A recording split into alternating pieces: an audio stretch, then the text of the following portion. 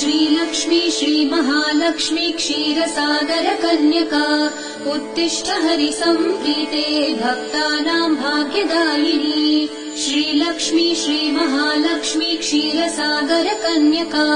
उत्तिष्ठ हरिसम्प्रीते भक्तानां भाग्यदायिनी उत्तिष्ठोत्तिष्ठ श्रीलक्ष्मी विष्णुवक्षस्थलालये उत्तिष्ठ करुणापूर्णे लोकानां शुभदायिनी उत्तिष्ठोत्तिष्ठ श्रीलक्ष्मी विष्णुवक्षस्थलालये उत्तिष्ठ करुणापूर्णे लोकानां शुभदायिनी श्रीपद्ममध्यवसिते वरपद्मनेत्रे श्रीपद्महस्तचिरपूजित पद्मपादे श्रीपद्मजातजननी शुभपद्मवक्त्रे श्रीलक्ष्मी भक्तवरदे तव सुप्रभातम्। श्रीपद्ममध्य